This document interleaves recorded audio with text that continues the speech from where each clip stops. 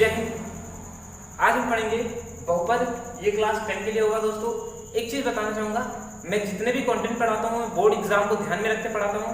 मुझे इधर उधर की कोई चीजें नहीं आती है, सीधी सीधी सारी चीजें बताता हूँ। हो सकता है कि आपको या फिर आपके बुक में कुछ चीजें इधर से उधर हो गई हो तो वो आप ध्यान मैनेज करेंगे दोस्तों। सिर्फ मैं बोर्ड से रिलेटेड जितने भी इंपॉर्टेंट चीजें हैं उन्हीं पे फोकस करता हूँ। इस कारण हमारा टॉपिक थोड़ा सा जल्दी खत्म होता है। तो चलिए स्टार्ट करते हैं अपने टॉपिक को बिना किसी देरी के। आज हम पढ़ेंगे बहुपद में क्या क्या, बहुपद में हम बहुपद क्या होते हैं, इसके बारे में क्या होते हैं, बहुपद से कैसे क्वेश्चन आते हैं। ग्राफ करके काफ़ी क्वेश्चन बने थे, 2018-19 में भी ग्राफ का 2 क्वेश्चन आया था। इन सारी चीज़ों को आपको समझाऊंगा और फिर उसके बाद कल से हम इनसे क्वेश्चन लगाएंगे। आज हम सारे फार्मूले आपको बताएंगे दोस्तों। बहुपद क्या है आप ऐसे समझिएगा, यदि कि कोई भी पद है, यदि कोई भी पद है जो पॉलिनिमर है वो सदैव लिखा जाएगा ax प्लस by। y कभी नहीं हो सकता दोस्तों, x में ही होगा। बहुपद के लिए एक चीज इंपॉर्टेंट है, फंक्शन या तो x में होगा या फिर फंक्शन y में। अगर फंक्शन x और y दोनों में है तो वो अचर रेखा है, वो सरल रेखा है, हम उसको बहुपद नहीं पढ़ सकते। कहने का मतलब क्या है, ध्यान समझिएगा। बच्चों को बहुत डाउट होता है, सर भी डाउट बना देते हैं दोस्तों। ये बहुपद नहीं है, ये हमारा समीकरण है, इसे हम बहुपद नहीं कह सकते। बहुपद के लिए सदैव होना चाहिए एक ही फंक्शन होना चाहिए, या तो वो x हो या तो फिर वो y हो, या तो वो x हो या फिर वो y हो, ऐसे होगा। कुछ लोगों को बहुत डाउट होता है, इस चीज को क्लियर कर लीजिएगा। बहुपद और समीकरण और रेखा समीकरण दोनों में डिफरेंट है। हम इसको रेखा समीकरण भी कर सकते हैं, लेकिन इसको हम बहुपद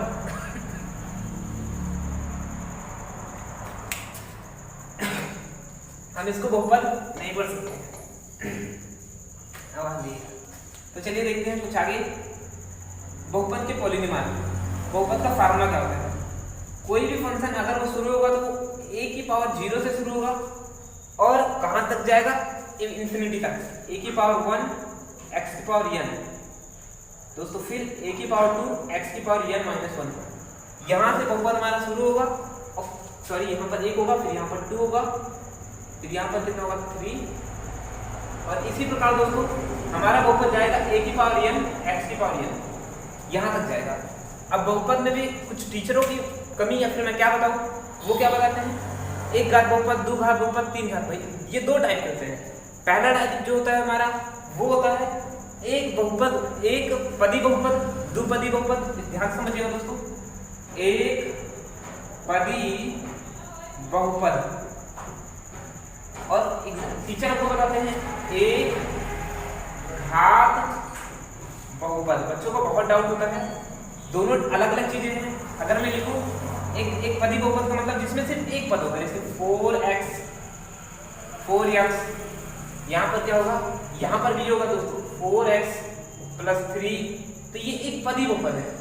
यहाँ पर 2 भी हो सकता है, ये एक पदी बहुपद है। ये क्या है, ये एक घात बहुपद है, ये एक पदी बहुपद है।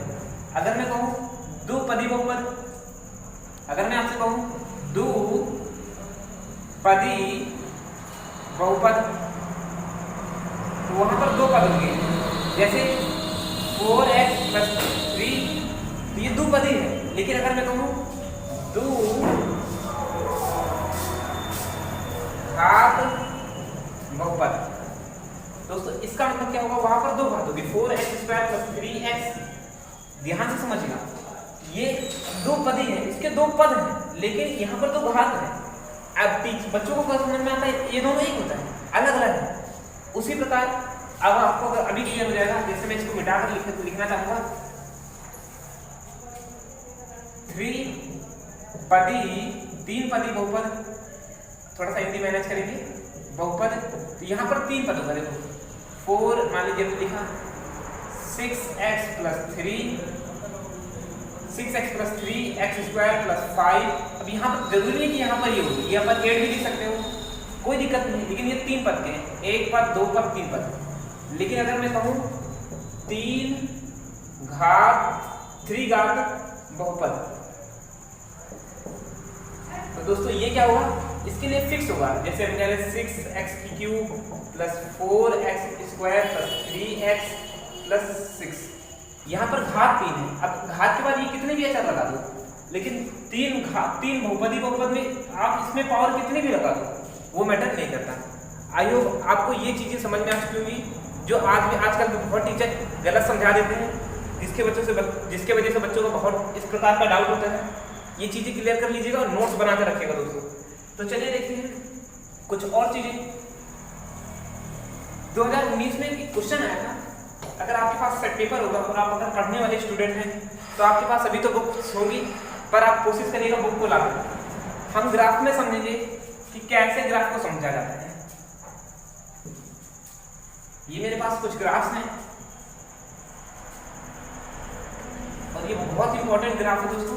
मैं एक चीज आपको जरूर बताना चाहूंगा, मैं जितने भी ग्राफ के क्वेश्चन लूंगा, ऊपर वाले को मैं x की घात के रूप में लूंगा, x अक्ष पर, और नीचे वाले को मैं y अक्ष पे लूंगा, y अक्ष पर।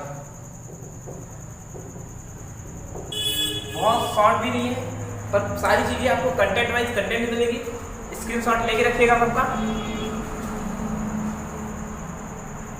चलिए देखते हैं। तो सबसे पहले आप ऐसे समझो कि x पर होगा तो x को गिना जाएगा, बाकी y को छोड़ेगा। जैसे मैं कहूँ ये ग्राफ आया, तो इस ग्राफ का मतलब क्या है, इसके दो शून्याङ्क हैं, यानी x अक्ष पे गया है तो x अक्ष पे दो शून्याङ्क, एक शून्याङ्क ये है, एक शून्याङ्क ये है। x पर दो शून्याङ्क, कोई दिक्कत तो नहीं है दोस्तों, यानी इसके शून्याङ्कों की संख्या कितनी है, 2, और x अक्ष पे कितनी बार काटेगा, 2 बार। x अक्ष के पर 2 बार काटेगा, इसलिए इसके दो शून्याङ्क। अगर मैं कहूँ भैया इसके कितने शून्याङ्क हैं, इस प्रकार इसके कितने शून्याङ्क, तो आप मुझे क्या बताएंगे सर, x अक्ष पर इसके कितने शून्याङ्क, एक बार काटेगा इसलिए एक शून्याङ्क।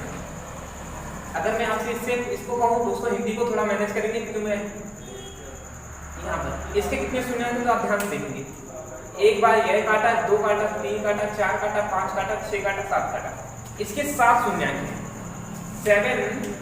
7 शून्याङ्क।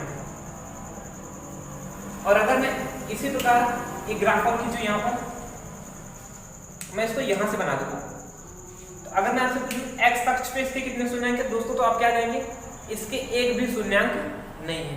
आई होप आपको क्लियर। अगर मैं वही चीज y अक्ष पे कहूँ, देखो ये 2018 में ये क्वेश्चन आया था, कितने शून्याङ्क बनेंगे, 2019 का क्वेश्चन है, मिला लीजिएगा क्वेश्चन पेपर पे। अब 2000 आगे टाइप में कैसे क्वेश्चन बन सकता है इसको समझिएगा दोस्तों। अगर मैं इसको ऐसे बना दूं, अब मैं पूछूं इसके कितने शून्याङ्क, तो बात पहले होगी किस अक्ष पे वो कह रहा है, इसके सिर्फ एक शून्याङ्क है, ठीक। अगर मैं आपसे कहूं इसके कितने शून्याङ्क हैं, तो देखो एक बार ये काटा, 2 ये काटा, 3 ये काटा, यानी इसके 3 शून्याङ्क हैं। इस कंडीशन में हम x अक्ष को नहीं लेते हैं। जैसे अगर मैं ऐसे कह दूं, इसके कितने शून्याङ्क हैं दोस्तों, मैं y की बात कर रहा हूं, x की नहीं, तो यहाँ पर सिर्फ एक शून्याङ्क है। आई होप आपको ग्राफ समझ में आ चुका है। जिस अक्ष पे गए, जिस अक्ष को काटे, उस अक्ष के उतने ही शून्याङ्क माने जाते हैं। आगे चलते हैं दोस्तों कुछ और इक्वेशन के साथ। जैसे मैं आपसे एक पूछ ही लेता हूं, जिसमें आप कमेंट सेक्शन में इसका आंसर देंगे।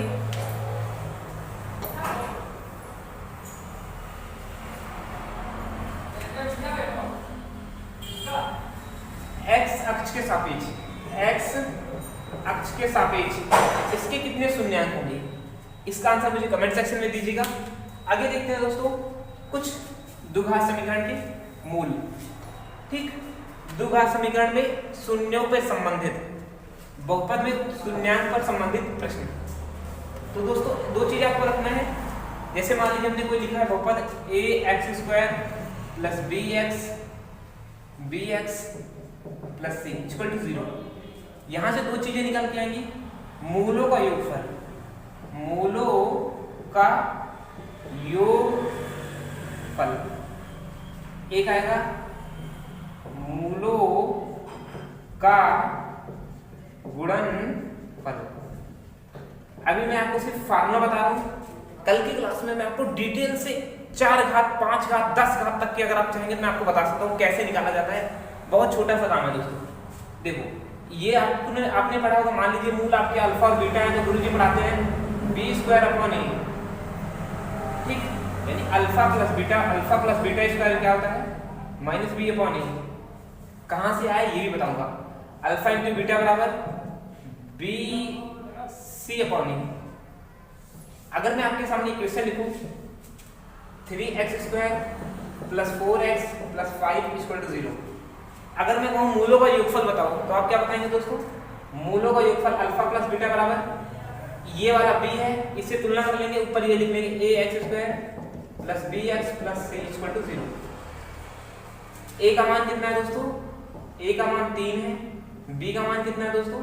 6 है, b का मान 4 है, ये b है, और c का मान कितना है? 5। तो अल्फा प्लस बीटा बराबर कितना है दोस्तों? मूलों का योगफल ये होगा -4/3, अल्फा इंटू बीटा बराबर कितना आएगा? 5/3। आई होप आपको ये चीजें समझ में आ चुकी होंगी। इसके आगे के कंटेंट को मैं आगे की वीडियो में डालूंगा, और आगे की वीडियो में 3 घात से कैसे रिलेटेड होता है, ये कहाँ से पैदा हुआ, इसका यूज क्या है, अच्छा अल्फा और बीटा क्या है, इन सारी बातों को बताऊंगा। तो आज के लिए बस इतना ही। और हाँ, एक चीज़ और, इंटर में अगर आपके कोई भाई बहन है तो इंटर के लिए भी मैं अब वीडियो बना रहा हूँ, उन सारी चीज़ों को आप लिंक बाय लिंक देखेंगे, नोट्स बना के रखेंगे। जय हिंद।